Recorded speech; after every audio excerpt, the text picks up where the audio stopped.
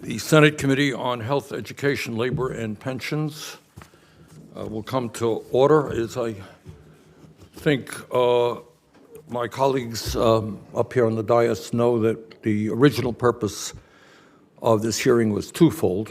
The first part was to issue a subpoena to Howard Schultz, the CEO of Starbucks, to ask him why he thought his company could violate labor law, federal labor law, with impunity. The NLRB has issued over 80 complaints against Starbucks, which the company has ignored. But I'm happy to say that yesterday, the day before this vote, Mr. Schultz and Starbucks decided that he would appear, and we will have a discussion with him on the 29th of March. But the other half of what this meeting was about is what we're going to have right now, and it is an enormously important meeting, and I'm very, very delighted that we have 5 wonderful witnesses, and I want to say a special thanks to Liz Schuller, the head of the AFL-CIO, and Mary Kay Henry and Sean O'Brien of the Teamsters. These folks are not only here today, they have spent their lives fighting for working people, and we very much appreciate all that you have done to improve lives for millions of Americans. The issue that we're debating today deals with the reality that everybody in America understands that we're living in a very strange and unfair economy. On one hand, in the richest country in the history of the world, we have over 60% of our people living paycheck to paycheck. That means people who worry that if their car breaks down, if their kid gets sick, if their landlord raises their rent, they're suddenly going to find themselves in a real financial crisis. In America today, from coast to coast, we have people by the millions working for starvation wages. Right now, the federal minimum wage is $7.25 an hour. Obviously, many states have gone beyond that. But despite that, you got millions of people who are working for totally inadequate wages. And this committee, by the way, must do everything possible to raise that minimum wage to a living wage. In America today, we are seeing levels of income and wealth inequality that have never been seen in the history of the United States of America. Today, you got 3 people on top who own more wealth than the bottom half of American society. You got the top 1% owning more wealth than the bottom 92%. You have almost all new income and wealth being created going to the people on top. You're looking at corporate profits in company after company at record-breaking levels, guys making billions of dollars a year. Your CEO compensation right now, 400 times more than the average American worker. And the American people look around them, what do they see? They see the very rich becoming richer, and in many cases, they are falling further and further behind. They can't afford health care, can't afford child care, can't afford to take care of their parents. And a lot of reasons for why that's happened. It's not the fault of the Republican Party. It's not the fault of the Democratic Party. It's a lot of factors that are out there. But today, and if this committee is going to do its job, we're going to stand with working people, and do everything that we can to create an economy that works for all of us and not just a few. And anyone who knows anything about history understands that one way, one important way that workers, and I come from a working class, proudly a working class family, one way that workers have been able to lift themselves up is by joining unions and engaging in collective bargaining for decent wages and decent benefits. That is one important way that workers have been able to uplift themselves. I want to congratulate our union leaders here today for helping millions of workers do just that. But what we are seeing right now at this moment in history is, despite the fact that the billionaire class have never done better, corporate profits are soaring, we are seeing these very same corporations, and it's not just Starbucks, believe me, pour hundreds of millions of dollars in efforts to make it impossible for workers to exercise their constitutional rights to form a union. You can be pro-union, you can be anti-union. But what we have got to establish today is that workers have the constitutional right to form a union. And what we're seeing in company after company after company, people who want to join unions being fired. We're seeing workers being taken into back rooms and being lectured about how terrible unions are. We're seeing people being intimidated. That is not what is supposed to be happening in America. So the message from me, at least, that's going to go out today is that we are a nation of law, and that even if you are a multi-billion-dollar corporation with all kinds of consultants and accountants, you know what? You are going to obey the law. And in this country, workers have the right to form unions. And we're going to do everything we can to make sure that they can exercise that constitutional right. Senator Cassidy. Thank you, Mr. Chair.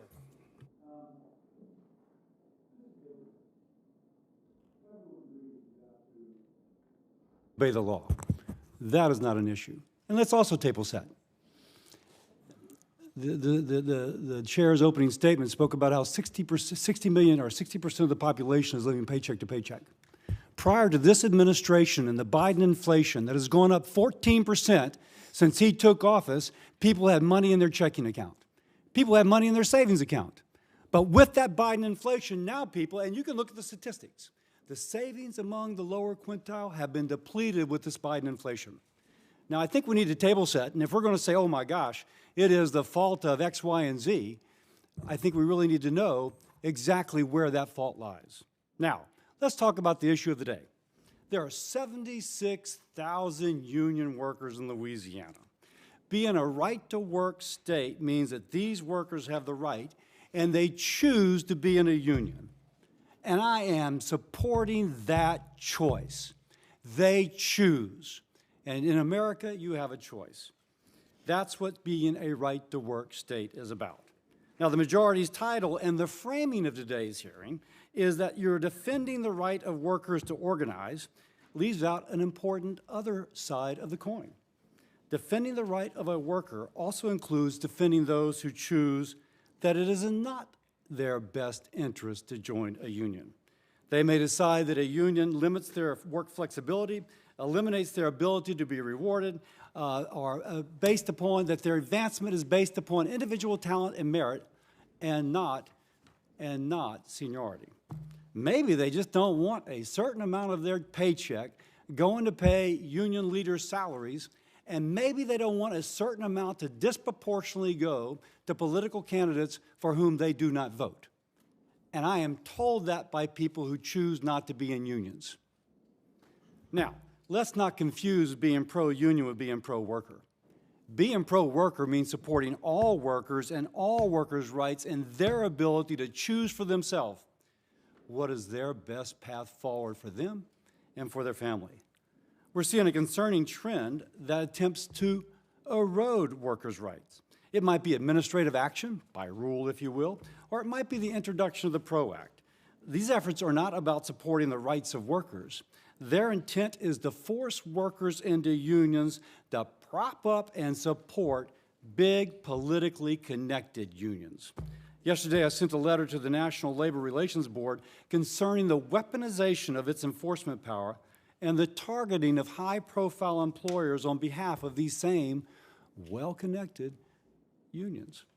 The purpose of the NLRB by law, and this is about obeying the law, the purpose of the NLRB by law is to provide an unbiased framework to review disputes between employees and employers. That's not what we're seeing. Last week, a Michigan court denied an NLRB request for a nationwide cease and desist order in Kerwin versus Starbucks because NLRB did not have sufficient evidence supporting a claim against the employer. Let's repeat. NLRB claimed a company was employing a nationwide anti-union policy, and by the way, the title of this hearing presumes guilt. It echoes their claim, but their claim lacks sufficient evidence to justify the accusation. What is really concerning about the NLRB hearing is that a hearing officer recently substantiated voting irregularities at a Starbucks in Kansas that could potentially elevate the misconduct on the behalf of the NRLB employees. This includes NRLB providing duplicate ballots, supplying union organizers with confidential voter information, and providing voter accommodations to employees selected by the union without offering them to all employees. These actions are in direct violation of federal law and NRLB written guidelines. By the way, I'm not here to represent a particular company. No one is above our nation's laws, and that includes the NLRB. Today we'll hear a lot about the PRO Act. To make one thing clear, PRO Act is not pro-worker, it's pro-big union. It gets rid of the secret ballot elections for unionization, which is the gold standard to keep somebody from being put into a corner and intimidated until they vote the way that the intimidator wishes them to vote. It protects them from retaliation if it goes in a different way. The PRO Act would make workers in my home state of Louisiana and 27 other states vulnerable to forced unionization. If they want to unionize, I'm for them. Let's do it. It is a constitutional right, and we should give it to them. But if they choose not to, they shouldn't be coerced, and they shouldn't be coerced in having a portion of their paycheck taken to go to union activities of which they do not approve.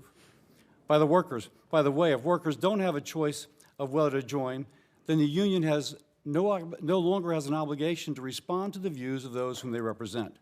And I do think this might be related to the disconnect between what we've seen between the political positions of union members and the political positions taken by their leadership. I ask my colleagues that we not conflate pro-union with pro-worker. We must support all workers, those who want to be in a union and those who do not wish to be. With that, I look forward to hearing from our witnesses. Thank you very much, Senator Cassidy. Liz Schuler is the president of the AFL-CIO, which represents more than 12 million members in 60 different unions. President Schuler is the daughter of a union lineman and got a start as an organizer at IBEW Local 125. And she is a strong fighter for workers' rights, and we're proud that she's with us today. Ms. Schuler. Thank you so much, Chairman Sanders, Ranking Member Cassidy, and members of the HELP Committee. Thank you for holding this hearing today and for inviting me to testify.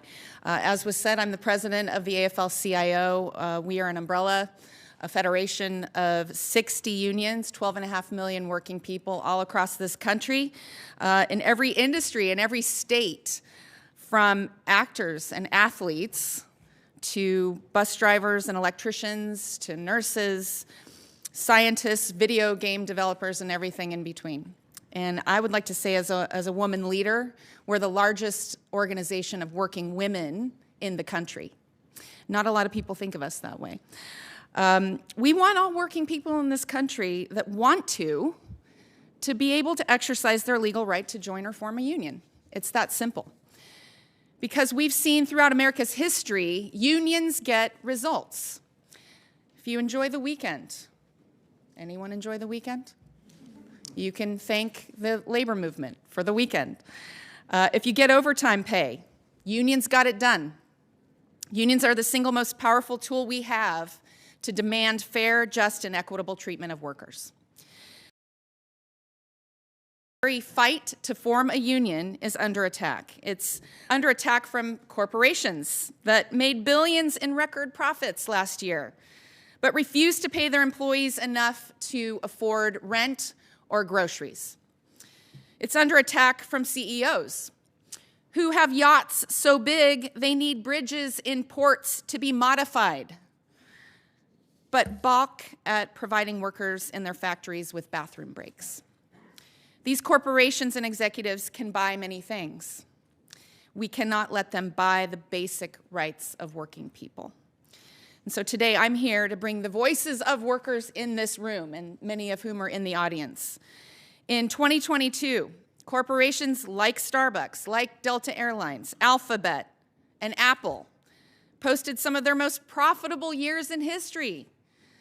What do workers have to show for it?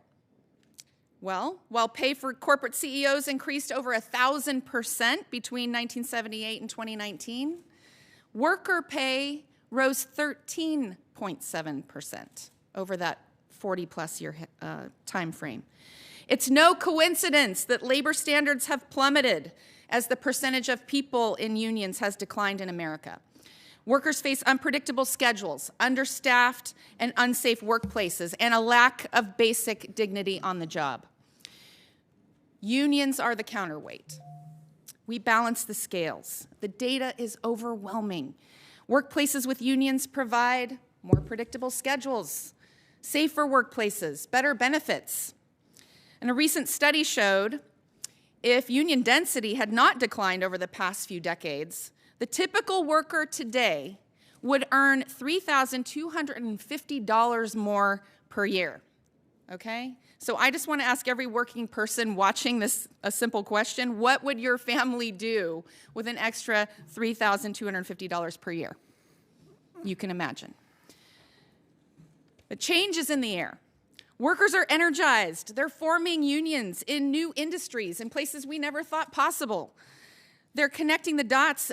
They're forming unions, and they're seeing that that's how progress happens. The response of companies like Starbucks, the same ones that hide behind progressive values, call their workers partners, has been to turn around and throw a litany of dirty tactics at these employees. And I have to say, I'm so glad that Mr. Schultz has decided to present himself in front of this committee. How many hundreds of thousands of baristas showed up every day for Starbucks in the middle of a pandemic? How many of those workers helped him make vast sums of money? It's the least he can do to show up here and talk about an issue that is so important to their lives. And across this country, employers spend $340 million per year on law firms and consultants to help them intimidate workers. They fire union activists. They hold mandatory anti-union meetings. And somehow the money that companies like Amazon spend on these consultants is not only legal, but it's a tax write-off. It doesn't have to be this way. Some employers like Microsoft, I mean, everyone familiar with Microsoft? They have said, you know what? If our workers want to join a union, we should let that happen. We shouldn't stand in the way. So the company pledged neutrality with the Communications Workers of America. This is the path forward. Moving together forward in partnership, everyone wins. But this isn't the norm. We need a level playing field. We need to pass the Richard L. Trumka Protecting the Right to Organize Act as soon as possible, to protect collective action, to remove the barriers to worker voice, and hold employers accountable when they violate workers' rights. We need to provide the NLRB with the funding that it needs to enforce the law and protect workers and hold CEOs accountable for their actions so that every worker has the simple right to choose for themselves whether a union makes sense, as the senator said. These are not radical ideas. These are simple steps to ensure fairness, and if we fix our broken system, I guarantee you working people will keep coming together in greater and greater numbers, and our movement will continue to grow and fight for the issues that matter not only to union members, but millions of workers across this country. Thank you. President Schuler, thanks very much. Mary Kay Henry is the international president of the 2 million member Service Employees International Union, SEIU. President Henry has been a champion for fast food, service, and healthcare workers for decades, most notably leading the fight for a $15 an hour minimum wage. President Henry, thanks for being with us. Thank you, Chairman Sanders, and thank you, Ranking Member Cassidy and members of this committee for holding this hearing.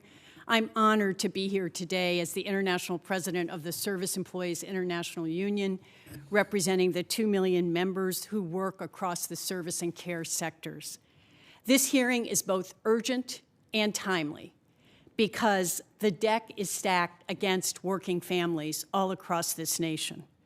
Take the example of Crystal Orozco, a California fast food worker who's been in the industry for 15 years. When Crystal demanded COVID safety protections for herself and her coworkers, her managers threatened to cut her hours. When Crystal and her coworkers began organizing together in a union, they faced intimidation and opposition from their employer. When Crystal and her coworkers won a historic seat at a table for 500,000 fast food workers in California, fast food corporations pooled their resources to put a landmark state labor law on hold and potentially overturn it.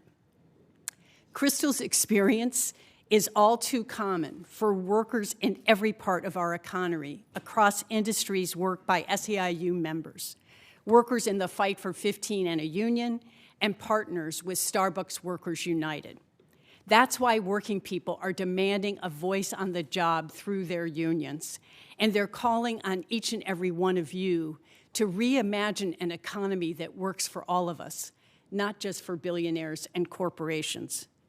Workers are coming up with new and creative, bold ways to organize together across industries, sectors, and geographies, because they know the only way to counter corporate control is through collective worker power. And it's not just one or two industries. It's spreading like wildfire. It's spreading to Starbucks partners at over 300 stores, gig workers across the rideshare sector, and service and care workers in the South. Airport service workers from coast to coast, championed by Senator Markey with the Good Jobs for Good Airports Act. Home care providers, championed by Senator Casey with the Better Care for Better Jobs Act. Child care workers, championed by Senator Murray with the Child Care for Working Families Act. And with the support of the Protecting the Right to Organize Act, championed by Senator Sanders. All of these workers and their champions in this room have put forth bold proposals that together lift up millions of working people. But even with the support for workers and their unions at an all-time high, workers are hitting a wall built by the wealthy and the powerful. Corporations have rigged the rules of our economy against working people to maximize their own profits. They're pulling out all the stops against the very workers that power their profits. They're exploiting workers, union busting, and retaliating against union organizing. They're bullying workers, plain and simple, and often it's illegal. Union busting is a big business. McDonald's, Amazon, American Airlines, HCA Healthcare, and Starbucks are willing to spend hundreds of millions to keep union busting booming. Just look at Howard Schultz, who until yesterday, under the threat of a subpoena vote, refused to testify before this committee. Under Schultz's leadership, Starbucks continues to repeatedly and shamelessly stand in the way of partners who are demanding a voice in their workplace and a strong contract to build a better future. It's ridiculous that the future of tens of thousands of Starbucks workers is up to the whims of just one person, Howard Schultz, who continues to oversee a company that breaks the law without sufficient consequence. And it's not just Starbucks. Workers are routinely met with vicious union-busting campaigns. Corporations break the law or strategically refuse to reach a first contract without facing any penalties. Federal labor law still contains racist and sexist exclusions rooted in Jim Crow. We need to write new rules that protect all workers, black, brown, and white, to ensure that we can all thrive. And it's time for elected officials to heed workers' demands. That starts with the federal minimum wage of at least $15, investment in good union care jobs, the Protecting the Right to Organize Act, the Good Jobs for Good Airports Act, the Better Care, Better Jobs Act, and the Child Care for Working Families Act, and measures that can make it easier for working people to join together in unions. Workers' demands are big and bold, and they're necessary to rebalance the scales of our economy. History shows that sometimes the only way to rewrite the rules is through great disruption, militancy, and strikes. Nothing is off the table because our future, the future of America's working families, is at stake. We will not stop fighting until we win. Thank you. President Henry, thank you very much. Sean O'Brien is the General President of the International Brotherhood of Teamsters and a fourth-generation Teamster since his election last year. He has been all over this country urging workers to stand up and fight for their rights. President O'Brien, thanks so much for being with us. Good morning, Chairman Sanders, Ranking Member Cassidy, distinguished members of the committee, and my union sisters, President Schuler and Henry. My name is Sean O'Brien. I'm the General President of the International Brotherhood of Teamsters. Thank you for the opportunity to appear today before you. It's important the American public knows that their elected officials care about regular people and not just billion-dollar corporations. For that reason, I'm encouraged that this committee has compelled Howard Schultz to appear as a witness.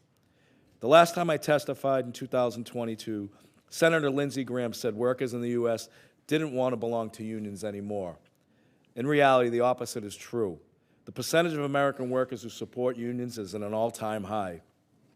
But they're unable to join unions, form unions, or get a first contract because in America, the game is rigged. Our nation's labor laws are weak, ineffectual, and unenforced. Look at Starbucks. Almost 300 Starbucks locations have voted to unionize, but the company and Howard Schultz refused to come to the bargaining table. These workers want a union at 300 stores. Howard Schultz has said there will never be a union at Starbucks. He stated his intentions clearly. He has closed unionized Starbucks locations. He has threatened workers in their benefits. As a result, there have been more than 500 unfair labor practice charges filed against Starbucks. But sadly, those ULPs do nothing to stop Schultz's illegal behavior. Why? Because there are no meaningful consequences for businesses and CEOs like Howard Schultz when they break our laws. Instead of supporting legislation to protect a worker's choice to join a union, half the senators on this committee are only willing to offer right-to-work laws. These deceptive laws create the ability to leave a union while still reaping all the benefits and belonging to one. We have the data on the right to work. These laws lower wages, create substandard benefits, and erode workers' rights in every state where they are passed. These laws never benefit working people, only big business. That's why the Koch brothers and Walmart have always been the biggest donors to the National Right to Work Foundation. I've spent the last 3 years traveling this nation, visiting hundreds of warehouses, loading docks, and job sites, and listening to real union members. Teamsters are conservatives and progressives. Some are laser-focused on politics, and some stay out of it altogether. Our members love their union for one simple fact. They get more money and better benefits because they are Teamsters. It's not complicated. Even non-union workers in right-to-work states make more money because of Teamsters. The data proves it. Going to work without union representation is like defending yourself in court with no lawyer on your side. Why would a politician, Republican or otherwise, advocate for any American worker to be in that position? I know why Walmart would, but why would somebody sworn to represent the people want workers to be more vulnerable and exploited? Just a couple of months ago, Teamster Rail members were telling every one of you that working conditions were bad with these major rail carriers. These workers felt vulnerable. Safety concerns were ignored, the companies were understaffed, the trains ran too long, and railroaders were overworked. Nobody cared until it was too late. This kind of behavior is where the term getting railroaded comes from. From 100 years ago when the railroads always got their way, when any employer, be the rail carriers, package companies, or coffee shops, gets away with repeated abuse of American workers, the legislatures who let it happen are complicit in these crimes. The Teamsters' biggest employer is UPS. We have a contract coming up with the national negotiations set to start in a few weeks. This is the largest private sector collective bargaining agreement representing 360,000 workers. UPS's biggest competitors are FedEx and Amazon. This may come as news to some committee members, but companies that threaten their workers and violate their rights are not interested in investing in their workforce, and they are not creating good jobs. Amazon's whole business model is about avoiding responsibility for their workers. They have a 150% turnover ratio. A Teamster package car driver at UPS makes twice what the same driver makes at Amazon and FedEx, twice as much. Why is that? It's because a driver at UPS is a Teamster. We get twice as much because we are union. And remember, UPS still made more money in profits these past 3 years than it ever has made in history. Do the members of this committee want American workers to make more or less? This summer, I promise you, the Teamsters at UPS and the negotiating committee will negotiate the strongest private sector collective bargaining agreement in the country. It will set the standard for what a good union job in America should be. And all of America will be watching as the Teamsters take on Carol Tomei and UPS. We are at a critical moment. Workers are drawing a line while conservative court chip away at the constitutionally protected right to organize. So I ask the members of this committee, especially those who co-sponsored Senator Paul's Right to Work bill, whose side will you be on? Thank you. President O'Brien, thanks very much. Senator Cassidy, you want to introduce your witnesses? Welcome all our witnesses, but I will first introduce Mr. Ring. Mr. Ring is a former chairman of the NLRB and an expert in the field of labor and employment. Mr. Ring was confirmed to the NLRB on April the 11th, 2018, and served as chair until January 2021, and then as a board member till the end of his term in December 2022. He led efforts to streamline the NLRB's case handling procedures, reducing backlog to a historic low. He holds a BA from Catholic University and a JD from Catholic University's Columbus School of Law. Chairman Ring, we welcome your presence and expertise. We look forward to your testimony. Thank you, Senator. Chairman Sanders, Ranking Member Cassidy, and members of the committee, thank you for your invitation to participate in the hearing today. It's an honor to appear before you. Senator Cassidy said, I am a partner at the law firm of Morgan Lewis, where I practiced labor law for almost 30 years before serving on the National Labor Relations Board. I recently returned to Morgan Lewis following my service. As I noted during my confirmation hearing in front of this committee almost 5 years ago, my career in the labor field started at the Teamsters Washington, D.C. headquarters, where I worked for nearly 7 years during college and law school.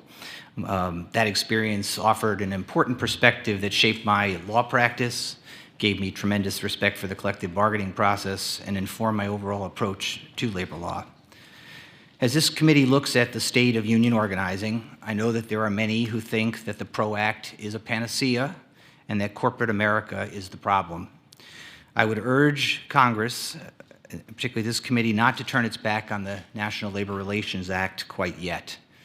Instead, Congress should consider whether the problems the PRO Act is supposed to fix can be addressed short of a major rewrite in federal labor law. After my recent service on the NLRB, I'm convinced that some common sense modifications to at least 3 aspects of the NLRB's current enforcement approach would accomplish a great deal. First and foremost, the NLRB must process its cases more quickly. Parties, employees, unions, and employers should not have to wait years to get their cases resolved. It is simply justice denied for employees to wait multiple years for a union election or to wait to be reinstated following an unfair labor practice. The delays are so bad that the PRO Act seeks to establish an NLRB workaround, creating a dual track for a private right of action for labor violations. The good news from my perspective is that this is all fixable. One of the accomplishments that I'm most proud of from my time as NLRB chairman was the work we did to reduce case processing time. When I arrived at the NLRB in 2018, there were cases that had been pending for almost 10 years, and many were 3 to 5 years old. By making modest process management improvements, we were able to reduce the median age of cases pending before the board from 233 days in fiscal 2018 to 85 days at the end of fiscal 2020. So it can be done. For the second enforcement change that I'd like to recommend, that the board must return to its focus and focus on its core mission. That is overseeing union organizing and collective bargaining. In recent years, the board has embarked on a series of ill-fated efforts to test the boundaries of its statutory authority that has wasted countless resources, clogged the board's docket, and diverted the agency's attention from its core mission. Several years ago, for example, the NLRB decided that it would challenge mandatory arbitration agreements. After years of litigation and hundreds of charges, the board was resoundingly rebuffed by the Supreme Court. And the board has pushed other of these wasteful forays in an attempt to expand the Act's protections, from policing employer handbooks to just recently deciding to prohibit standard provisions in all employers' severance agreements. These various initiatives have little to do with unionization or collective bargaining. Unfortunately, while pursuing all these initiatives, the board fails those who need it the most. Last month, amid the board's recent renewed activity to expand protections again on these various non-core issues, the board finally issued an election for 86 mechanics at a Nissan plant in Mississippi after 2 years. The machinist union statement after the decision lamented, quote, "a broken and painstakingly slow NLRB process," close quote. Finally, the NLRB needs to end the destructive practice of policy and precedent oscillation. When I was chairman, we worked to restore much of the decades-old precedent that had been upended by the board before us. The current board is determined, it appears, to swing the pendulum even further. These swings in precedent make it difficult for anyone to know the rules, and it undermines respect for the board. Industrial peace is best served when everyone knows what the rules are and they have confidence in the board to enforce those rules in a neutral and consistent manner. In closing, I'd say that rather than rewrite federal labor law, Congress should consider these necessary NLRB enforcement changes. Not only are they eminently doable, these changes avoid the PRO Act's sweeping and far-ranging impacts, particularly on employee-free choice, basic democratic rights to a secret election, and free debate. I appreciate the opportunity to be here with you today. Mr. Mix, get to introduce you, sir. Mark Mix is the president of the Right to Work Committee and the National Right to Work Legal Defense Foundation, a position he has held since 2003. For decades, Mr. Mix has been a stalwart defender of workers' rights and independence, providing legal assistance and protection for workers against abuses of forced unionization. Mr. Mix holds a BA from James Madison University. Thank you for being here, and I look forward to your testimony. Thank you, Senator, and thank you, Senator Sanders, for the opportunity to appear here, Senator Cassidy and other members of the Senate. I am Mark Mix. I've been the president of the National Right to Work Legal Defense Foundation for 20 years and the National Right to Work Committee for 20 years. I've been working in the right to work movement for 36 years. Grew up in a small town with more cows than people. My stepfather was a International Association machinist member for 32 years.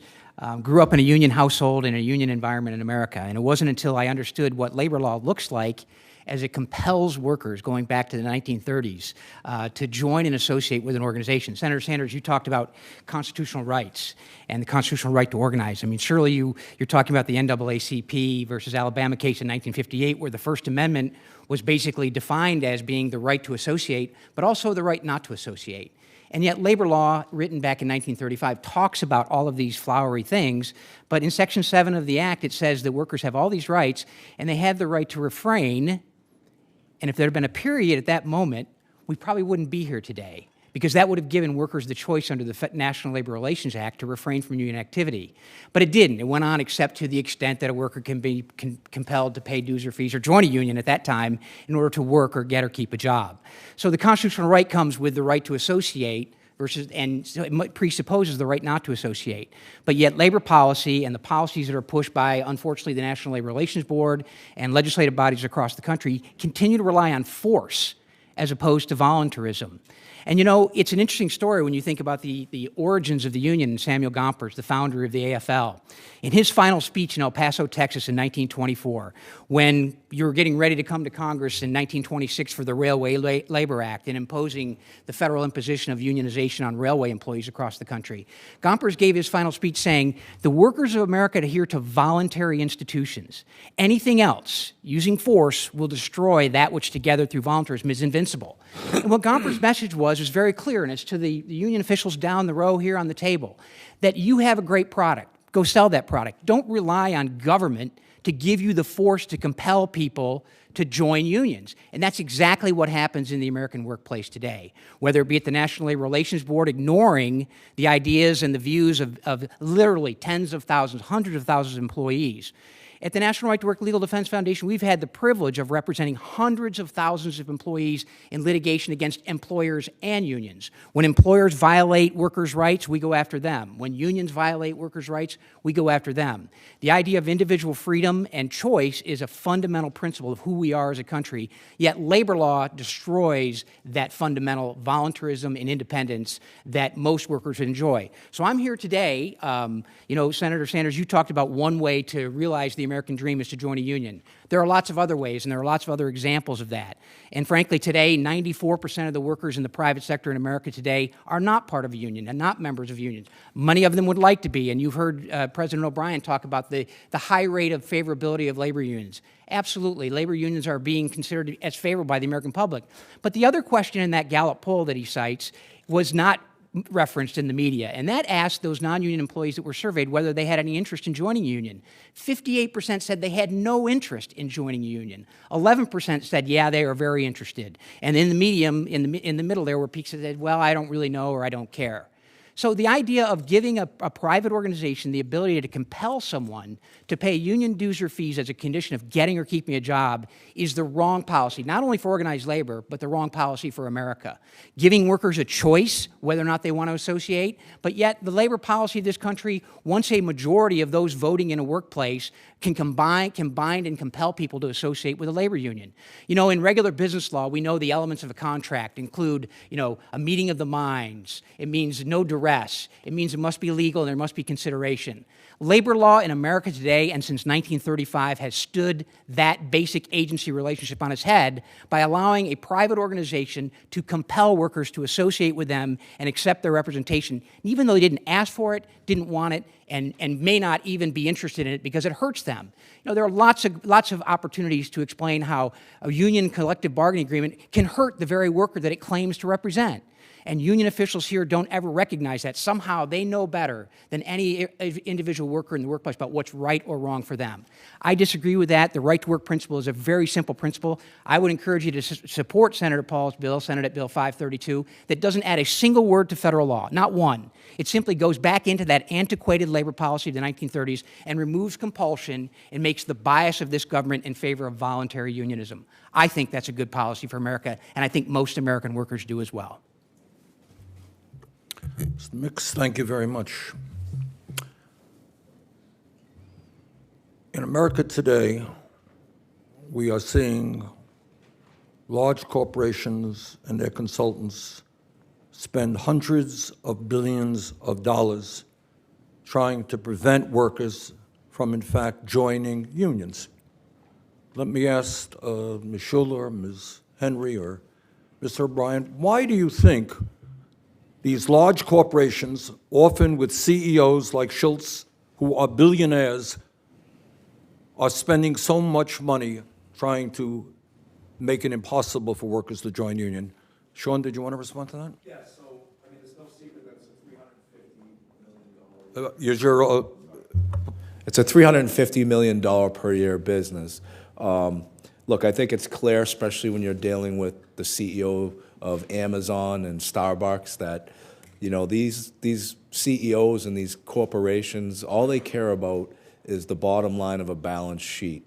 And if there's any threat to that bottom line of a balance sheet or accountability, meaning that workers are being represented, workers are being compensated and represented clearly by unions, that's why there's such a big threat. You know, my colleague, on the end, Mr. Ring makes a point saying, you know, everybody's got a right to choose whether they want to belong to a union. Let's look at Starbucks. You have 300 locations that voted to join a union, and yet, you know, you have these, you know, union-busting firms spending $350 million a year. Look, we did exactly what you fight for, right? We voted, those workers voted to join a union. The company should be held accountable and sat down and made to negotiate an agreement. Why? Let me just jump in and ask Ms. Schiller or Ms. Henry, why would workers want to join a union? I mean, do they do better? Give me some statistics here about how union workers are doing compared to non-union workers. And it relates to your last question, too, that workers fundamentally want a voice. They want a seat at the table. And I think that someone like Howard Schultz misunderstands what unions are. There's this idea of, oh, this is going to hurt my business, and oh, this is going to restrain me from making decisions that I want to make. It's absolutely not the case. What it does do is increase productivity. It increases longevity and predictability for your business, because when workers are satisfied and they feel like they have a seat at the table, they're heard, they make better wages and have health care benefits, they're going to be more productive employees and make your business do better. We all want to win here, right? And I think there's a misunderstanding that unions want to see businesses fail. That is absolutely not the case, because when businesses fail, we don't have jobs, right? But yes, the statistics are very clear, Senator, that working people have, I think it's almost 15% more wages when you join a union, particularly for women and people of color. That adds up over to a lifetime, not to mention the having health care benefits, retirement security. Let me ask Ms. Henry, SEIU, I know, has been very active in trying to organize low-wage workers in the fast food industry, the service industry. What does it mean to a worker who's making starvation wages when they're able to join a union? It means a shot at a better life for themselves and their children.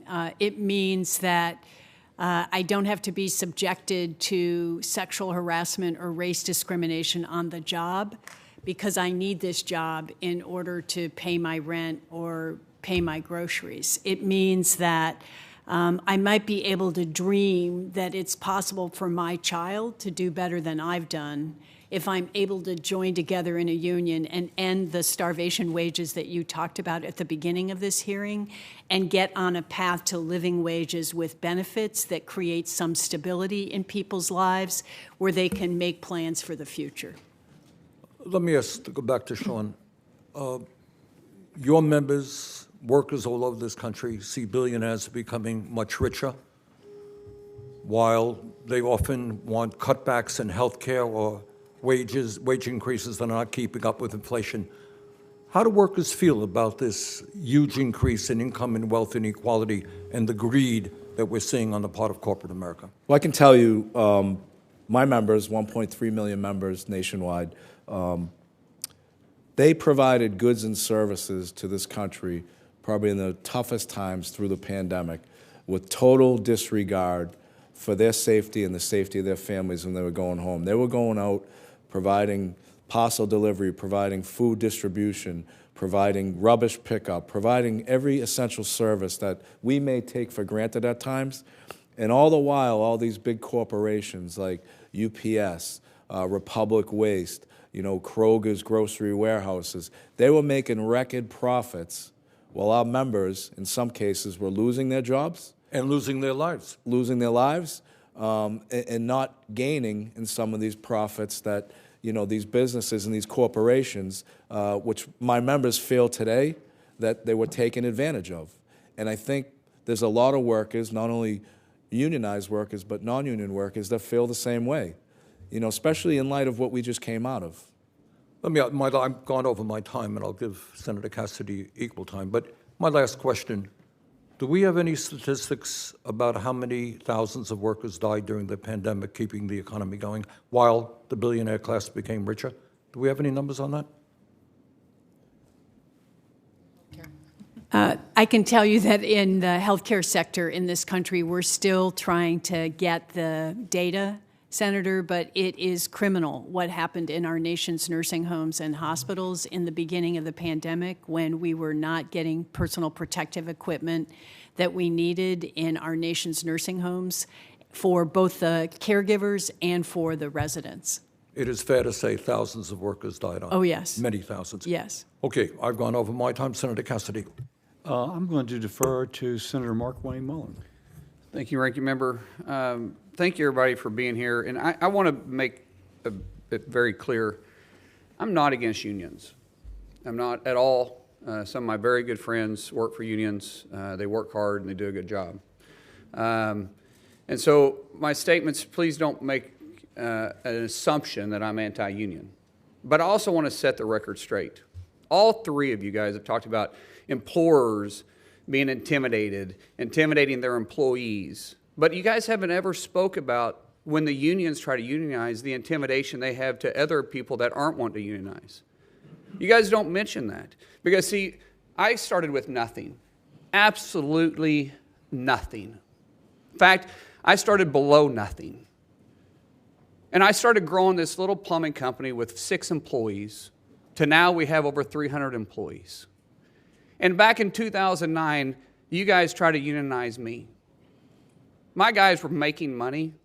They were getting paid more than the union halls were paying their plumbers. Our benefits were better. But because we started bidding jobs that were union jobs and winning those, union pipe fitters decided they were going to come after us. They would show up at my house. They'd be leaning up against my trucks. I'm not afraid of a physical confrontation. In fact, sometimes I look forward to it. That's not my problem. But when you're doing that to my employees, and then when that didn't work, they started picketing our job site, saying, shame on Mullen. Shame on Mullen. For what? For what? Because we were paying higher wages? Because we had better benefits and we wasn't requiring them to pay your guys' exorbitant salaries? You talk about CEOs that are making all this money, and what do you make, Mr. O'Brien? Well, I'm glad you asked that question. Yeah, I know Senator. what you make, because in 2019, your salary was, what is this, $193,000? I'm sure you got some pay raises since then. Yeah, when I was a And the ranking, average UPS driver, the feeder driver, makes $35,000 a year. that's and what do you bring? That's to the table? inaccurate. Hold on a second. That's inaccurate. State no, I've facts. got it right here. State facts. That's The inaccurate. average UPS feeder driver makes $35,000. If you don't know your facts, then maybe you should. Oh, be I in know that them because position. I negotiate the So contract. I say one thing to you. What do you bring for that salary? What do I bring? Yeah. What job have you committed, or have you started? What job have you created? One job, other than sucking the paycheck out of somebody else that you want to say that you're trying to provide because you're forcing them to pay dues? And No, then- we don't force Hold on. anybody Senator, to you've pay asked the dues. You're out of question. line, Let him man. answer Actually, the I haven't, question. and don't tell me I'm out You of are line. out of line. Don't tell me I'm out of line. Well, you frame. Don't tell me. You I'm frame. making a You statement. frame. You Sir, frame the statement you need like to a shut tough your guy. mouth Yeah. because you don't know You're what gonna tell me to talking shut my about. mouth? Yes, Yeah. I did. Hold it. Yeah. Hold it. Yes, I Tough did. guy. I'm not Senator, afraid of physical. Senator, You don't have hold to be, it. but don't sit there and tell me I'm out of line. Senator, you made a statement. You asked the question. I didn't ask a question. You did it. You did. I answered the question. You asked the question about how much Well, it was money he made. rhetorical. Let him answer. It was a rhetorical Well, question, you may think it's rhetorical. It was Sounded to me rhetorical. like a question. Let him answer the question. I'm not yielding my time to him. So if you're going to let me keep my time, that's fine. You'll have your time. Let him. You ask Your a question. He has So- a right to answer that. As far as my salary goes, my salary, if you follow me around, I actually look at this building. I bet you I work more hours than you do. Twice as many hours. That's impossible. But No, that's true. Sir, you don't even know what hard work is. You Secondly, wanna follow my schedule, secondly, I'll do it in please a follow. minute. Secondly, UPS feeder drivers, and you can quote Carol Tomei, who quoted this. They make $93,000 on the lower end. Some of them said making feeder drivers. $150,000. I said feeder drivers. Feeder drivers, tractor trailer drivers. Some of them making $150,000 per year. Some of them do. And I don't most of them disagree with make- that. most of them After make you've been over- there most four- of them- after you've been there 4 years. Most of them make over $1,000. Okay. Most of them make over $100,000. So reclaiming my time, I go back to the whole fact that, sir, you haven't created a job. We haven't. You haven't been there. You haven't. Sure, we have. You haven't. Sure, we have. Tell me one job that you created. What are you talking? Be specific. You're an What do you mean? employer? No, we're not You an employ employer. people? No, but you know it's funny. So, no, then hold on, then we that's create not creating opportunity. jobs. We create opportunity because we Sir, hold that's we not- hold greedy CEOs That's like yourself not- accountable. You're calling me a greedy CEO. Oh yeah, you are. Hilarious. You want to attack my salary? I'll attack yours. What go did you ahead. make? What did you make when you owned your company? When I made my company, I kept my salary down at about $50,000 a year because I invested every penny into it. Okay, all right. You mean you hid money? No, I didn't hide. Oh, Oh, hold on a second. okay, go ahead. He said that's out of line. You said right, I we're was out of we're line. even, we're even. We're not even. We're not even close to being even. You think it's smart? You think you're funny? No, you're not. You think you're funny? No, I never said. Did I smile? You frame Did I laugh? your opening Hold on, statement. hold on. Let's You frame your opening statement No, saying you're a tough Senator, guy. continue. This- Senator, please This is continue your behavior, statements. but sir, this is. I think it's great that you're doing this because Me too. this shows their behavior on how they try to come in and No, I- demonize a shop. No, it's and they just- say about intimidation, and it's not about intimidation. This it's may not the show your employee's behavior support. here, but stay on the issue, please. The issue is, if you're really for the employee, then why are you against right to work? Why are you against private ballots? Okay. If you're really about the employee, let the employee make the choice. I'm not anti-union, but when you don't want to have a private ballot, that's not intimidating? That's not intimidating? Why wouldn't you want a private ballot? That is intimidating the employee. If you don't want a right to work state, don't force somebody to pay dues to an organization they may not agree with. Don't force somebody to do something they don't want to do. That's called employee choice. If you want to be part of a union, God bless you, be part of a union. I have no issue with that. But don't sit up here and say that an employee is the one that intimidates their employers are intimidating their employees, not becoming a union. Okay, Senator, That's not thank accurate. you. Thank you very much. Senator Murray. Well, thank you very much, Mr. Chairman. I actually would like to start by recognizing how much progress that we have made as a country in recovering from the pandemic and building a stronger and fairer economy. But there is still a lot of work left to do to make our economy work for everyone, which is why I was proud to introduce the Richard L. Trumka Protecting the Right to Organize Act again this year, along with Chair Sanders, because this bill will really help hold employers accountable when they violate labor law. I wanted to ask President Schuler, President Henry, President O'Brien, can each of you give me an example of how the PRO Act would help workers organize? And President Schuler, I'll start with you.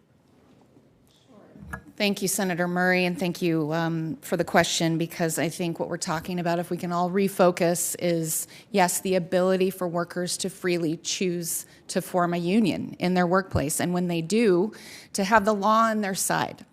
And the PRO Act actually would create real penalties for employers who violate the law, because I think that's what we're seeing now is once workers stand up and take the risk, and there is a lot of risk involved. It takes an act of courage to form a union these days because of the retaliation, the harassment, and the firing. But when they do and they form a union successfully, if employers break the law along the way, they should be penalized with real financial penalties instead of just a slap on the wrist. Because right now, companies are just, it's a cost of doing business. You know, they hire the union busting consultants and they just bake it into their business model, you know. So there's no deterrent for them to break the law. So the PRO Act would change that. The PRO Act also would have give workers access to the back pay, the reinstatement, kind of the notice and posting requirements to show other workers that taking the risk is worth it, that they're not going to be penalized in a way that's going to hurt their livelihoods, which is what's happening right now. And right now, you actually get a bigger fine for violating fishing laws in many states than you do for busting unions. So, President Henry. Thank you so much, Senator Murray. In the case of Starbucks, if you take what President Schuler just outlined, the hundreds of unfair labor practices that have been filed against Starbucks for closing stores, firing workers, changing schedules, targeting union leaders and pulling them into the trash alley behind the store and raking them over the coals about why they're public for the union, there would be penalties for all of those behaviors that we wouldn't have to wait over 14 months to have a ruling on. And even as Starbucks had the most egregious violations issued from the NLRB just last week, The next morning, CEO Howard Schultz was on CNN saying the judge got it wrong and they intend to appeal. And the PRO Act will help speed up the process, as we heard from Mr. Ring, as needing a quicker process.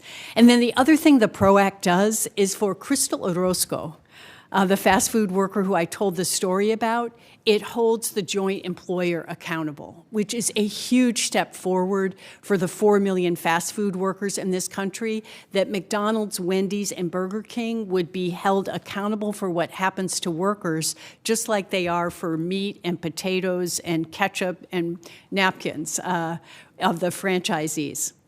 Thank you. And President O'Brien? And I think my colleagues in labor make some great points, but the one most important thing regarding organizing in the PRO Act, that it would mandate that a collective bargaining agreement would happen sooner than later. I think right now it takes about 406 days from the initial start of the election to conclusion to get a first contract. And a lot of times, the stall tactics that are utilized at the NLRB, the egregious violations along with some fines, but having teeth in a bill that would allow the workers who made the choice to be unionized to get a collective bargaining agreement, I think that's just as equally as important as well.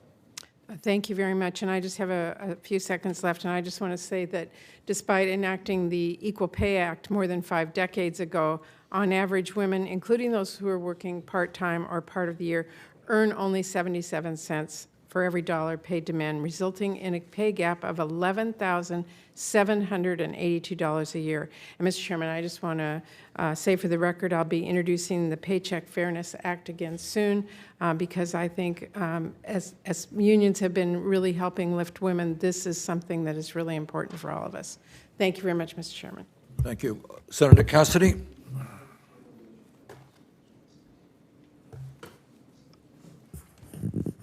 I'm going to defer to Senator Murkowski, and I'm going to go vote as she asks her questions. Mr. Chair, Ranking Member, thank you. Interesting conversation here this morning. I wish that we could have conversations about union versus non-union in a way and a manner that is not so acrimonious, not so hard, not so charged. I absolutely believe that it's important that we have unions. Alaska is a very strong union state, great workers, great contributors to our economy, and bringing good paying jobs. We're in a tough place right now as a state. We have had 10 years of net out-migration. We are at the bottom of the stack when it comes to recovering from the pandemic. We are lowest or almost at the very bottom of GDP amongst states. And so we're looking to make sure that we have an economy that is attractive to workers right now. I think we know that private sector unions thrive when the economy is growing, when the labor market is strong.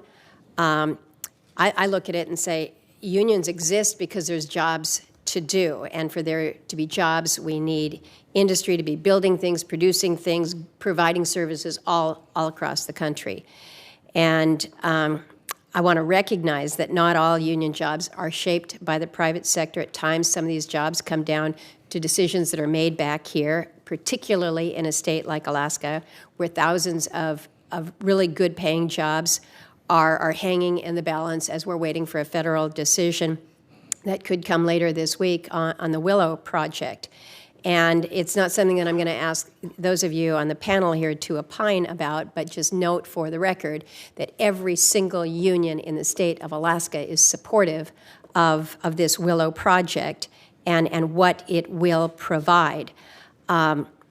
So recognizing that some of what we're talking about here is enforcement, but also just how do we find the workers with the skill sets necessary to be doing the jobs that we're talking about. And I would ask in an open-ended question here what the unions are doing to respond to the challenges of workforce shortages like we're having here. Are there specific federal programs? And then I'm going to use my time to move to a second question. And this is just to note, we've got good, strong representation in the state from AFL-CIO, from Teamsters, and I have always said we've got a role for union, we've got a role for non-union workforce across our state. Workers should have the right to choose if they want to join a union. Alaska is not a right-to-work state, but I would note that the PRO Act, which you all have mentioned frequently, would provide federal preemption for the 28 states with these laws. How do we reframe this discussion so that it's not an us versus them dynamic between union and non-union? That's a truly open-ended statement or question there. And I'm not going to pick anybody to start, but I've given you two important things, I think, and you have a minute, 20 seconds. Well, I'll take a stab at it, Liz Schuler, AFL-CIO, and you're right. I, too, wish it didn't have to be so acrimonious, and it doesn't have to be. You think back to the National Labor Relations Act when it was passed in the 30s and the conditions. There were wildcat strikes. There were workers up in arms. Business actually wanted the National Labor Relations Act. They wanted unions back in the 30s to sort of calm things down, to provide predictability and certainty in a process where we could talk to each other and work things out. Fast forward to today, things are very much out of whack. And in terms of your first question, I would say we too are very interested in figuring out how all of this, all these new jobs that are going to be coming in the clean energy economy and in chips and science and manufacturing can be good, high-wage jobs with dignity and respect. And we are used to dealing with this, right? In the labor movement, we've been training workers for over 100 years in partnership with our employers to provide predictability and certainty and a talent pipeline.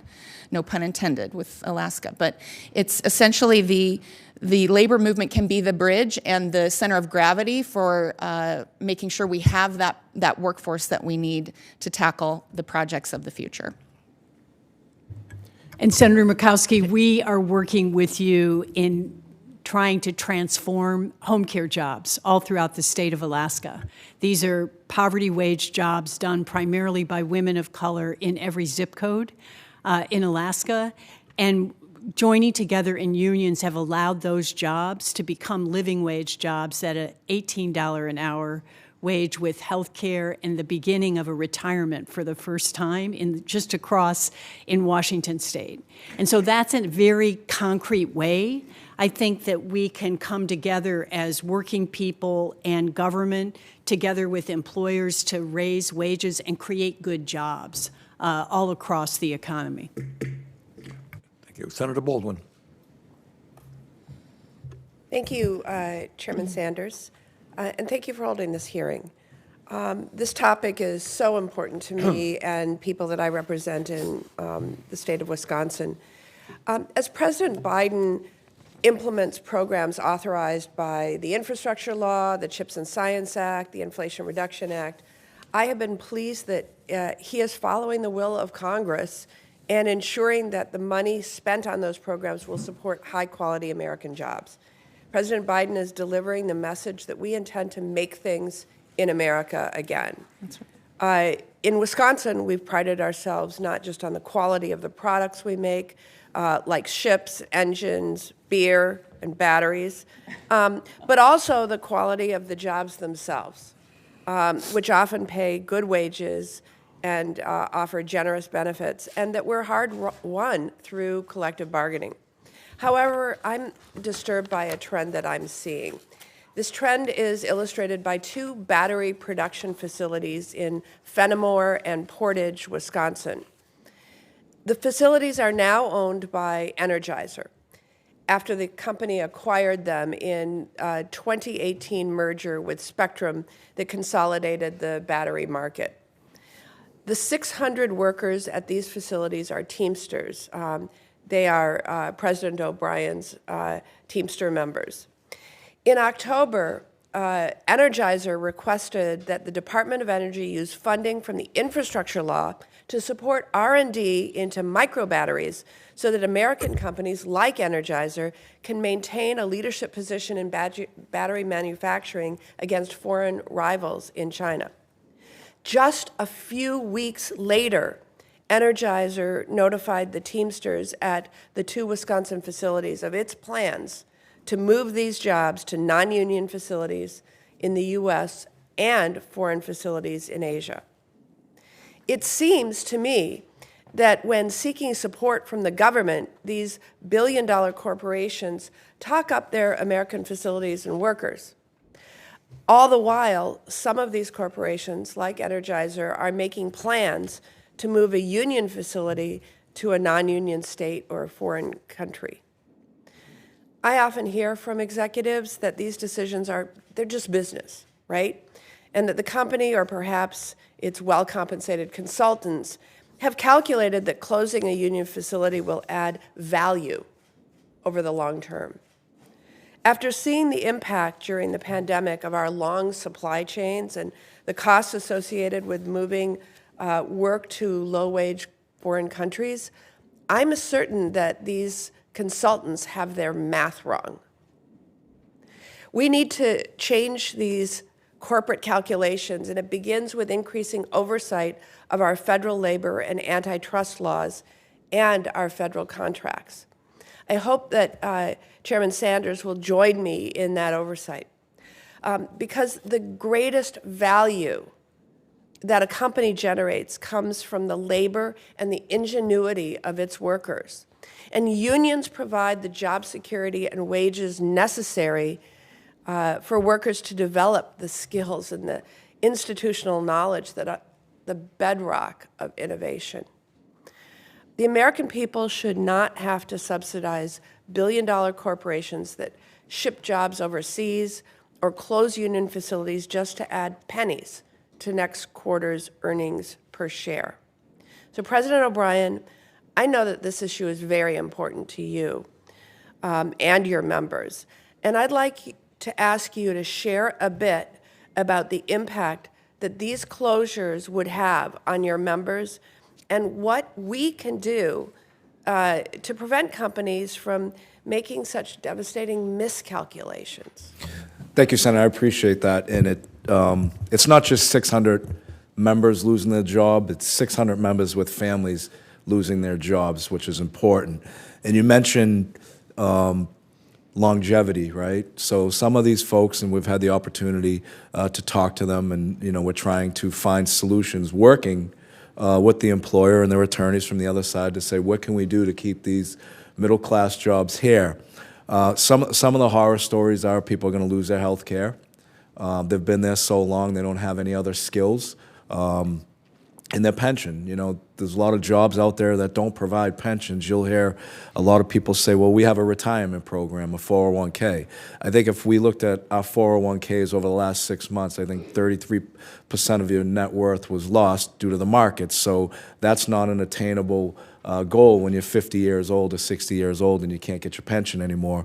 What can we do? I think we have to, revamp some of these laws, especially where companies like Energizer are closing down a union facility, seeking lower wages, lower conditions in non-union facilities in the United States, but also sending that work to India, where we could actually do and reinvest in these workers in this country. I think there's got to be some sort of checks and balances that don't allow corporations to do such things. So I don't have the answer to that. Unfortunately, I don't pay attention to bottom line of balance sheets at this point with Energizer.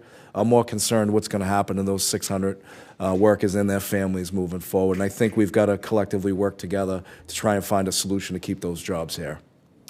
Thank you, Senator Boland. Senator Marshall. Well, thank you, Chairman, and I'm honored to be here today. Welcome to all of our panel. Believe it or not, I grew up in a union town. I remember the local union sponsoring a baseball team. By the time I was old enough, probably 17, I was working out at the oil refinery, a high school, college student, beside those union workers, and have nothing but good things to say about them. I was making $6 an hour, a great wage for a 17-year-old. The union workers were probably making 30. I was doing the same job they were. I got some of the dirtier jobs. Certainly, I understand the, the health needs. I figured out, I understood why they needed that union. My hometown, El Dorado, was in the suburbs, basically, of Wichita, where two-thirds of the small airplanes are built in this country, built with union labor. I didn't know any different. I just thought that, unions were, they were figuring out, and it was all working out just fine. Yesterday, met with the firefighters union. My dad was a firefighter. These folks are, firefighters are getting cancer at a young age. And I understand that role of the union out there fighting to help them, get proper compensation for that. I totally get it. I was proud to stand up and fight for my unions when there was the irresponsible vaccine mandates and my union workers. That's the only time the union workers ever complained to me was over this vaccine mandate. Otherwise, the process in Kansas seems to have a good relationship between management and unions.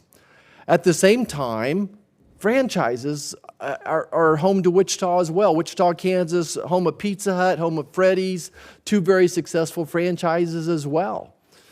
I can think of no other model that's helped minorities, women, and veterans have an opportunity to become small business people.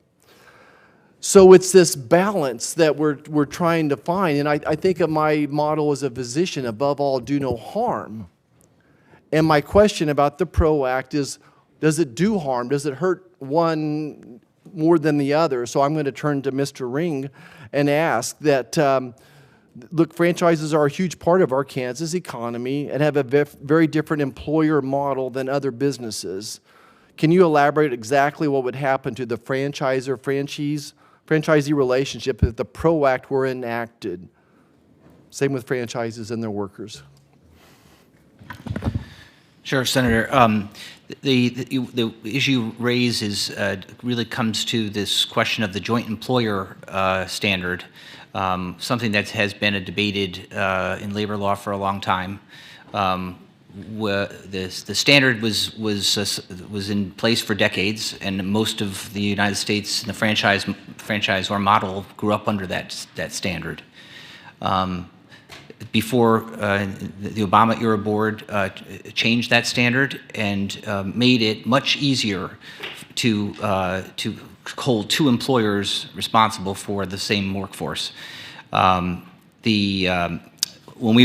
I was chairman, we issued a rule through rulemaking to return the standard to what it had been, and we thought that was the right way to do it. Through a rule, we were able to solicit comments and get input from all facets, all industries. And currently, the current NLRB is now looking at changing that back again. The PRO Act would do even more harm, as far as I'm concerned, in terms of the joint employer standard.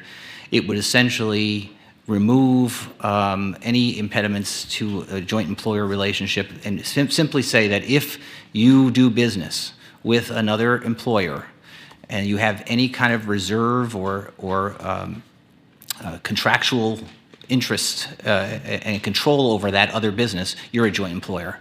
Okay, I need to move on. I'm sorry. Mr. Mix, I wanted you to answer the question, but I'm going to run out of time. Very briefly, would this harm the franchise model? Well, I think so, but more importantly, it would harm the status of the right-to-work status of Kansas. I mean, I was briefed before the hearing today to say that the PRO Act doesn't repeal right-to-work laws. It just allows for negotiation over union security agreements, which are basically the compulsion to pay dues or fees or lose your job. So it would make a radical difference. And then the idea of the joint employer, I mean, let's say that you're a company that uses a landscaping company to mow your yard, and you have control over when they show up. How do we determine whether or not they're now a joint employer as it relates to unionization? Right. Lots of questions about that. And, right. And to your franchise model, you're absolutely right about that. That's created more millionaires in America than anything else, probably. Well, I appreciate the testimony. And Mr. Chairman, again, I would just conclude by saying, in Kansas, we have a pretty good relationship going on that allows the franchise model. It allows the unions. I'm concerned when the federal government gets too involved. If it ain't broke, don't fix it. I don't think it has to be one way or the other. I think my union workers, what they're most concerned about today is inflation and the safety and security of their families. And that's what my focus is going to be, to help the union workers in America. So thank you. Thank you, Senator Marshall. Senator Hassan. Thank you, Mr. Chair and Ranking Member Cassidy, for having this hearing. Thank you to our witnesses for joining us today. It is really great to have the presidents of three of the nation's largest unions together to discuss the important role that unions play in our economy.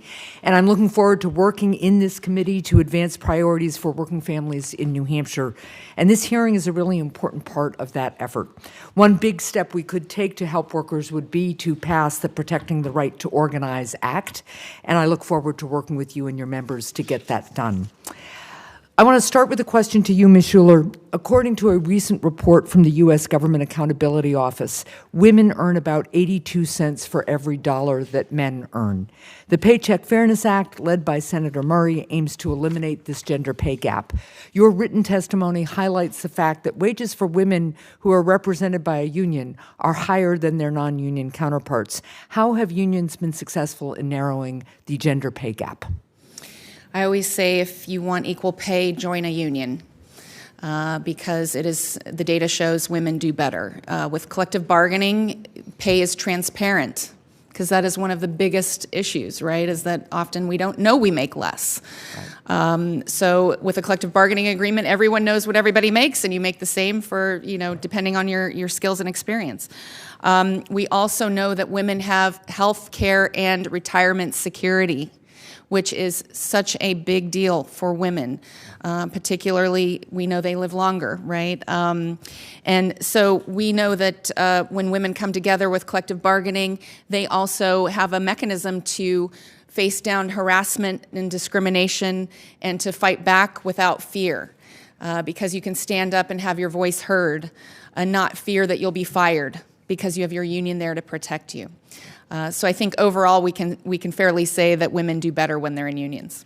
Well, I appreciate that. I still remember talking with a constituent in a union hall. She had just finished her training to become, I think it was an electrician, and she was talking about how being supported by the union, trained by the union, enabled her to actually support her family on 40 hours a week, and how proud she was of that. So thank you for the work you do. Mr. O'Brien, in New Hampshire, I frequently hear from small businesses that they struggle with workforce shortages and that they need more skilled workers. Last year, following advocacy from me and my colleagues, the administration announced additional funding for programs that give high school students real work experience and help them make progress towards industry credentials. So can you discuss the impact of programs like these and the important role that unions play in them?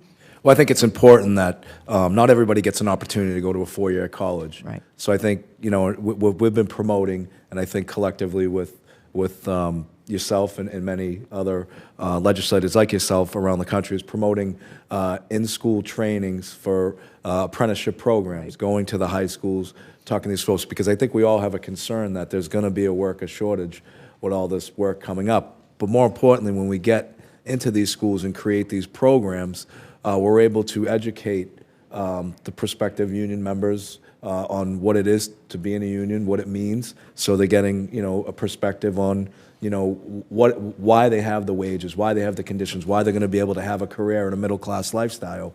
But not only are we doing that on a high school level, last week alone, and I wish Senator Mullins didn't run out of here, we created 1,000 jobs partnering up with United Airlines, where we are taking low-wage earners that are entry-level, giving them an opportunity through an apprenticeship program to better their wages, their benefits, but also to give them a career path to a higher middle-class living. So it's not just focusing on, the apprenticeship programs out of high school, but it's also partnering up with the employers to facilitate their needs, their employees, to create these programs to give our members that much more opportunity and a better life. Well, thank you for that. And I want to follow up with Ms. Schuler on a theme you just hit, and it's a theme that you discussed with Chair Sanders, too, as I understand it, Ms. Schuler. Companies can work collaboratively with unions to be more responsive to employer needs and spur innovation in workforce operations. In your written testimony, you say that there are employers who recognize that workers having a voice through a union is an asset, not a liability. What positive outcomes have these companies seen because of this collaboration? Positive outcomes just like the ones Mr. O'Brien talked about. Absolutely. It is stability, predictability, and having labor relations that are stable make perfect business sense. And we've seen it over and over again when a company brings a union into the workplace, that they have a mechanism to resolve disputes. They have less disruptions in the flow of work. And workers feel confident to raise issues and not feel intimidated. You think about the pandemic when nurses were in hospitals without PPE. They walked into the hospital with garbage bags and through their union and their voice walked out with PPE, right? So I think there's example after example that we have predictable schedules, we have better wages and benefits, when workers have a seat at the table and they can actually bargain for their fair share. Thank you very much. Thank you, Mr. Chair. Thank you, Senator Hassan. Senator Cassidy. Yeah, thank you both. Thank you, Senator. I'm sorry. Chairman Ring, I am concerned that NLRB seems to be putting their thumb on the side of the scale that is headed towards employees seeking to unionize, not all employees, just those seeking to unionize, as opposed to being a neutral arbiter, if you will. I would refer to this as a weaponization of their skills. Any comment upon that? Well, I will just say the NLRB should be a neutral arbiter of labor disputes. We currently have, I think, a board that is very pro-union and a general counsel that is unabashedly pro-union and is pursuing a number of initiatives that I think are putting the thumb on the scale. So despite their legal, no one should be above the law, despite their mandate under the law to be a neutral arbiter, you're describing a board and a general counsel who are not neutral arbiters. Is that a correct characterization? Well, I wouldn't say that they're being impartial to particular facts, but I think they have a very, very strong view of and a leaning towards unions. Yes. Scripture says, "Out of the overflow of the heart, the mouth doth speak." Is their heart overflowing so that it is speaking in a certain fashion? Yeah, I think so, yes. Okay, thank you. You also in your testimony mention, or in your written testimony, speak about the impact of the PRO Act upon independent contractors. The guy who's working for me and he's got a Lyft and an Uber, and whichever one gives him the best fee, he's going to be a Lyft or an Uber, you know, from 15 minutes to 15 minutes. The guy tells me he's clearing $500 a day. I said, like, you're clearing it? He goes, yeah, I'm clearing it after expenses. Guy's doing fantastic. But theoretically, this would have a negative impact upon that. Is that too much of a statement? It would have yes, it would have an impact on that. Okay. Negative impact. So the guy making $500 a day doing what he wishes would now be under a more stringent set of guidelines because of the PRO Act. Correct. Mr. Mix? Yeah, absolutely. I think if you eliminate the designation of independent contractors, you see under the National Labor Relations Act, independent contractors can't be unionized, but employees can. So if you force everyone to be an employee, whether it be a truck driver at the port of Los Angeles or Long Beach, or whether it's an Uber driver or a Lyft driver, you make them, quote, employees, then there's a revenue side of that, which is forced union dues. Okay, got that. Mr. Ring, in your testimony, you also speak of current law precedent establishes that you can't do intermittent stoppages or secondary strikes, but the PRO Act allows that to occur once more. Why were these originally outlawed, if you will? Well, they were part of the, I think, congressional debate about where the balance of labor power should be between employers and unions. And I think that the balance was that those types of job actions are really destructive to businesses, and that our law in this country has always been that if you're going to strike once. You have to stay out and strike, and not have the intermittent types of strikes. But it strikes me that doing intermittent and secondary would be a highly effective tool to bring a company to its knees. But if there's going to be collateral benefits from, as being described, clearly that would be collateral damages, right? That could affect a whole ripple effect. Mr. Mix, any comments on that? Yeah, absolutely. That would open up a whole new avenue of labor protests and strikes, the potential strikes, where you don't target the original target of the operation, you target their customers, and you go to their place and shut them down, and the obligation is... The employees of those companies would be adversely affected. Absolutely. Because their businesses could be brought to their knees, even though they have nothing to do with the primary. Absolutely. That was the intention of outlawing the secondary boycott. Gotcha. Pretty clear. And I would just say, in this economy with this supply chain issues, that could be devastating. Ms. Henry, let me ask you. There's a picket line, Amazon, where somebody was using a bullhorn to harass workers going in. Would you condemn that? Senator, are you speaking of an imaginary example or No, a a real case that you know about? A real example, where a person picketing outside an Amazon facility used a bullhorn to harass a woman as she walked in. And we've spoken about the consequences. We don't want employers harassing employees, period, end of story. But nor should it go the other way. Good for goose, good for gander. Would you agree with that? Well, I'd need to know specifics. He was about using a bullhorn to scream at her. Yeah, I've been on many picket lines, senators, and we use bullhorns in order to communicate But with if you're picketers. screaming at a particular person, I mean, that's a fairly straightforward and it's a real life example. Do you condemn that? But what if the I think you're going to dodge until we get there, so I'll leave that go. Okay. Lastly, Mr. Ring, and my chair will like this question. One of the things being raised is that it can take up to 400 days for a new union to be certified. And you speak about how NRLB could be improved just by having them focus more and streamlining processes. Is that an issue that can be addressed by streamlining? That did bother me. How would you comment on that? Yeah, no, I think that was the point of my testimony. I think while the board is off chasing various shiny objects that have nothing to do with collective bargaining or unionization, a lot of the nuts and bolts of what the NLRB should be doing, like processing election petitions, languish, and the employees that are seeking to unionize are adversely affected by that. So they vote for a union, and it takes 400 days, but because the board is chasing a shiny object and not enforcing this order, that 400 days is allowed to occur, which is not, if you will, an indictment of the employer per se, as much as an indictment of the NLRB's enforcement of that. Again, is that a correct characterization? Yes, it is. Thank you. Senator Smith. Thank you, Mr. Chair and Ranking Member. Let me just, before I get to my questions, I just want to, maybe I'll turn to Ms. Schuler. Is there anything in that back and forth that we just had about some of the impacts of the PRO Act, especially around independent contractors? I'm curious if you'd like to add to that, particularly with regard to how employers use this independent contractor situation to get out of their obligations, responsibilities to their employees.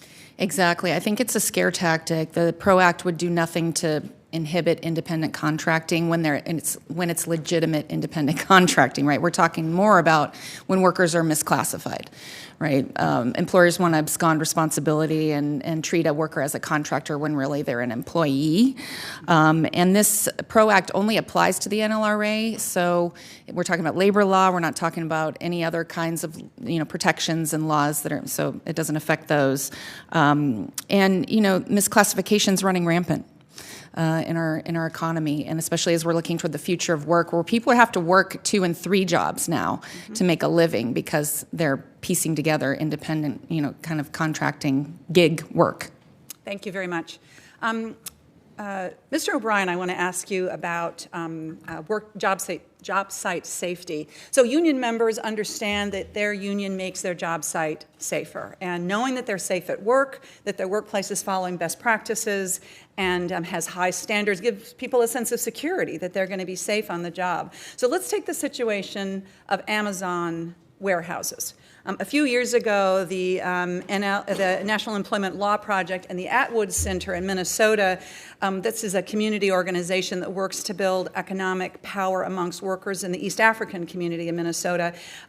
They put together a joint report on the human costs at Amazon warehouses in Minnesota, and they found that employees at the Amazon Minnesota warehouses stand a 1 in 9 chance of being injured in a year, and are more than twice as likely to get injured than those at non-Amazon warehouses. So, Mr. O'Brien, could you describe what you've seen as the differences in worker safety in unionized versus non-unionized warehouses, and what the effect of unions are in terms of improving workplace safety? Thank you very much. I appreciate that, Senator. So we represent UPS, which is 360,000 Teamster members nationwide, and they do the same exact job as the Amazon workers do every single day, with the exception that Amazon drivers are independent contractors, UPS drivers are direct employees. But we have mechanisms within the collective bargaining agreement that mandate both the union and the company to work together on safety committees within those facilities to address safety concerns on a daily basis on each and every shift.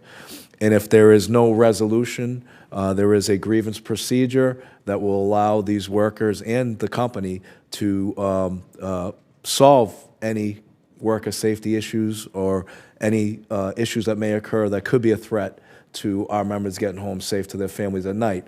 Conversely, when you go to Amazon, you do not have a mechanism, you do not have a safety committee, you do not have a grievance procedure, you do not have any platform to air your concerns on. And in some instances, and there's many charges at the NLRB, where people have voiced their concerns in their safety, they've been terminated and let go. So not only the unionized workforce, there's checks and balances on both sides, but we are a pure example that in many, many situations, we work collectively with the employers to ensure that their investment of their employee and our health and safety of our member are running parallel with the same goals and objectives. So part of what's happening is that you've got to, I mean, who's going to know better than the employees that are there in the warehouse how to keep themselves safe? They're going to be able to make suggestions to the management and workers together come up with a solution that makes that workplace safer. That's what you're describing. Exactly. And did you happen to know, do you have any data about what you see in terms of safety record in UPS warehouses? Or yeah, I know UPS has a very clean record. I mean, look, like every workplace that's productivity driven, there's going to be issues, there's going to be injuries. But as long as those issues and injuries are dealt with and fixed, I know that Amazon has the highest rate of violations in OSHA. I don't have the exact number, but they are in first place, so to speak, in a bad situation. And as you know, we found in Minnesota, I mean, 1 in 9 people being injured in a year. You know, I mean that's a lot. And it goes to show, I think, that when you have when you have workers represented, you are going to have that good back and forth that allows people to be safer, and that's good for business and that's good for the employee. Well, I think it's important too to notice that, you know, when you're collectively training workers to work safe, that's a benefit for the company as well, because there's longevity that's associated with working safe and showing up every day. Thank you very much. So that's an added plus as well. Thank you, Mr. Chair. Thank you, Senator Smith. Senator Brunn. Thank you, Mr. Chairman. Enjoyed our conversation from the other day, Mr. O'Brien. Same here, sir. Yep. And I've been clear that when it comes to large corporations and the ability to effectively bargain with them, there's no replacement for a union. It's important. We also had the conversation knowing that I built my business up from the very grassroots level, and I think I made the statement, I never could tell the difference between blue collar and white collar because we work together that well. That's why I've never had trouble hiring people into the business that 3 of my 4 kids now run, along with a good young executive team. So these issues, this tug-of-war, especially as many industries have gotten very concentrated, you know, even to the issue that was the biggest deal to me was the high cost of health care. And Senator Sanders and I have talked about that. It's a broken industry. Larger and larger companies control it. Even the practitioners, nurses and doctors, are having second thoughts about whether they want to invest all that time, especially doctors, where you're post-undergrad, you're spending a minimum 4 to 5 years, a specialty up to 9. And many think that they should still have their own business and increasingly are having to work for corporations that keep depressing their fees. So I understand the dynamic, but I don't know that we talked about, and I'd like anyone to weigh in on it, would be that other end of the economy, the gig economy, the independent contractor, and I know that gets to be a more difficult discussion. Most small businesses, my wife's had one for nearly over 40 years, and she's been an entrepreneur longer than I have. They make their living out of it. So that is their wage. And I'd just like you to weigh in on, you know where I'm at when it comes to collective bargaining with large corporations. But then when you try to maybe collectively put individuals together and take that same philosophy, I don't know that that need is there. And I also would like your opinion of when it comes to that individual earning a living, that is about like the blue collar worker in the sense that they're both trying to accomplish the same thing, pay the bills, not necessarily a return on investment. Mr. O'Brien, do you want to start with that? Yes, sir. Thank you very much, and I appreciate you taking the time out of your schedule last week to meet. And I just want to know for the record that you were very supportive of our Teamster rail workers and their plight to get sick time, and I believe because of people like yourself who were able to achieve some of that stuff. Look, I know your history pretty well, and you're an employer that does right by his people, from what I've heard, and that's commendable. Unfortunately, there's a lot of more employers that don't take that same philosophy, and the one good thing that I've learned from you, and you just stated here, that it's going to be a generational business, right? And it's going to provide opportunity, and you're going to provide those core values and direction to the next generation, which is great.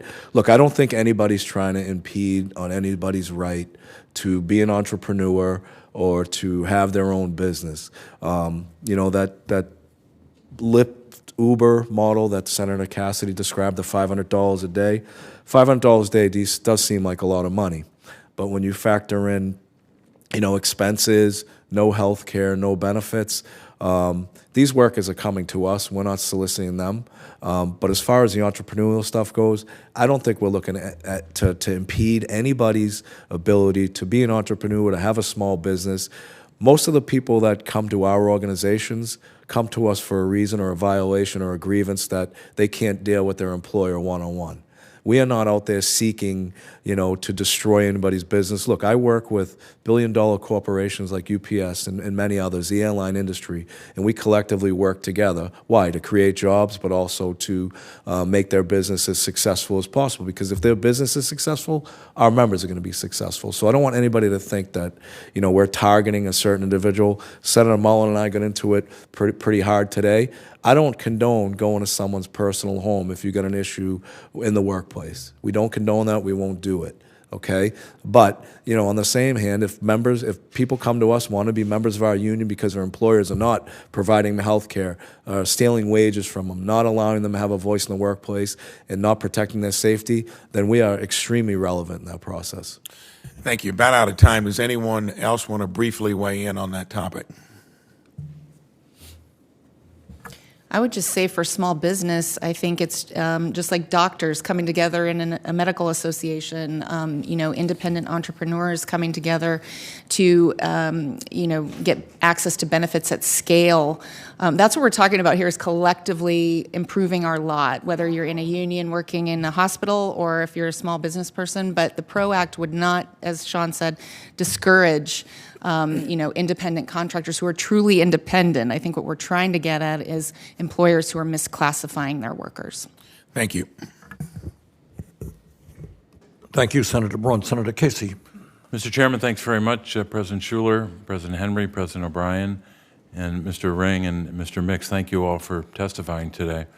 I hope I could get to this today, but I may not, so if I'm not able to, I wanted to thank President Henry for her great work on home and community-based services for people with disabilities and seniors, and lifting up that workforce, many of whom are trapped in low-wage work doing the most important work that we could ask anyone to do. So I wanted to state that for the record. I'm a strong supporter of the PRO Act for a lot of reasons, but I was thinking, as you all were testifying and were taking questions and some references to our history. President Schuler, you made reference to the National Labor Relations Act and what the understanding was then. And as you know as well as I do, most everybody in this room knows that the findings spoke directly to the free flow of commerce, that a determination was made by the United States Congress that if you have organizing, if organizing is strengthened, you're going to enhance the free flow of commerce, better for workers, obviously, but better for business, too. We have gotten away from that, but it's still the law. It hasn't been repealed yet, despite efforts, I think, to do that. And I also think it's important to point out for the record that a lot of your unions, all of your unions, on a regular basis, advocate for all workers. When you stand up for the minimum wage, your workers don't need an increase in the minimum wage directly for them because you've already bargained and negotiated for that. But you're standing up for other workers who don't have a raise in the minimum wage. When you advocated to protect health care, the Affordable Care Act and other health care fights, you have that because you bargained for it. A lot of people didn't have it, and you stood up for that. So I think unions do a hell of a lot more than just stand up for their own workers, as important as that is. I wanted to address an issue which hasn't been raised. I was glad that Chairman Sanders raised this question of the tax treatment of activities by employers against unions to, in my judgment, union bust, and then get a tax break for it, which is the state of American tax law right now. So in the same country where you can get a tax break for that, a corporation can't get a tax break for giving a campaign contribution, nor should they, but they can get a tax break if they hire a consultant to bust a union. That is perverse and wrong. But I wanted to move to another issue, which is employers using invasive technology and other practices to monitor what their workers are doing. Here's some of the examples of that. Employers are using these kinds of technologies to violate, monitor, and preempt workers' right to organize. Amazon workers are being fired by bots, not by people, fired by bots. And those same workers are left with few options to dispute employment decisions and to speak to a human manager to understand how the decision was reached. Here's an administrative law judge in Buffalo with regard to Starbucks. This is a judge. These aren't my words. These are the words of an administrative law judge. Starbucks used headsets to, quote, closely supervise, monitor, and create the impression that employees' union activities are under surveillance, unquote.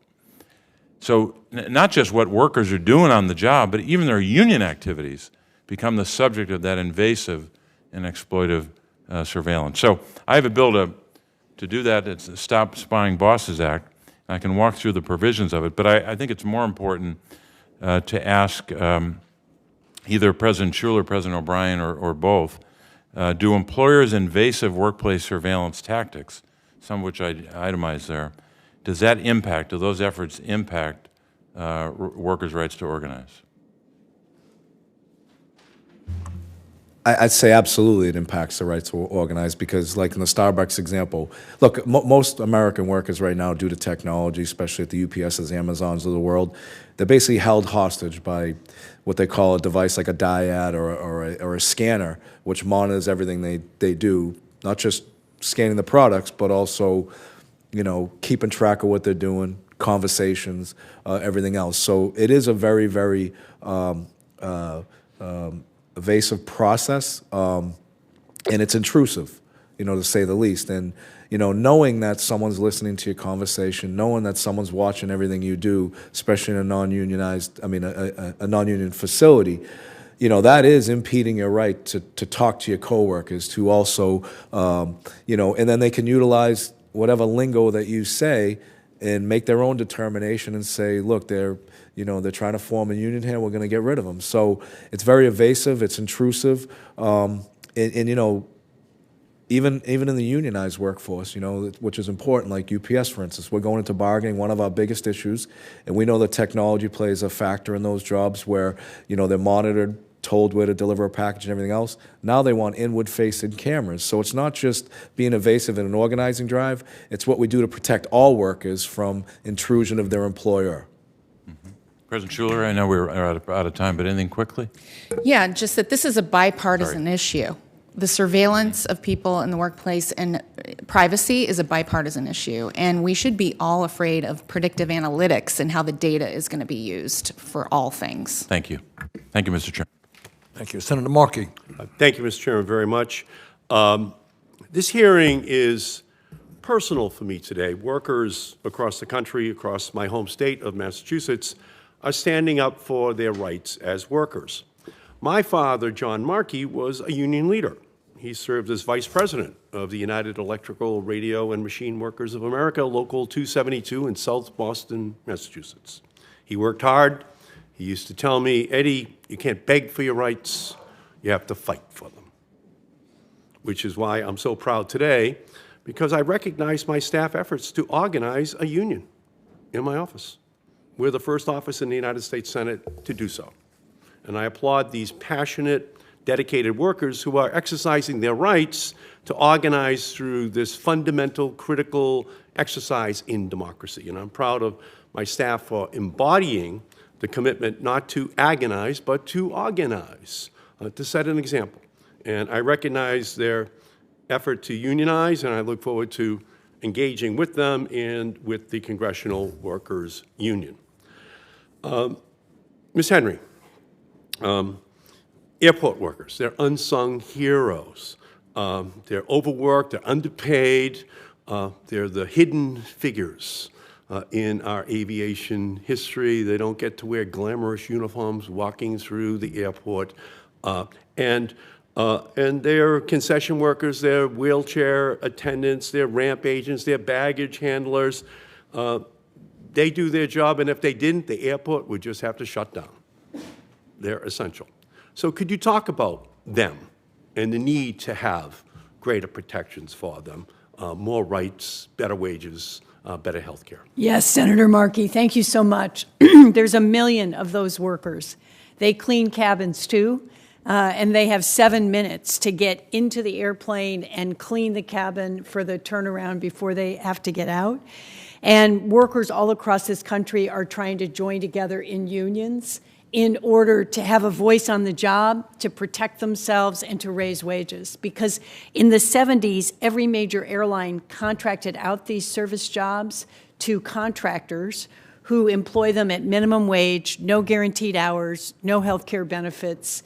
And we have slowly but surely started to organize in the Midwest along the two coasts, east and west, but we need every airport in this country for workers to be able to join together. And that's why the Good Jobs for Good Airports Act is so essential, and is why we are fighting in the FAA reauthorization to establish a Service Contract Act standard for wages and conditions for all these workers. Because it should not be that contracted out jobs can't have the same wages and benefits with airlines that are earning record profits after having received federal tax dollars to invest in their getting through the pandemic. So I appreciate you leading on that legislation. And I appreciate the SEIU and the work which you are doing. We just have to repay their sacrifices. You know, so many of us just Zoom to work. Yes. 2 years. They were considered essential workers, had to show up every single day, so the system worked for the people who did go to airports. And they took that COVID home to their families. They saw it in disproportionate percentages, and they were increasingly black, brown, immigrant, female.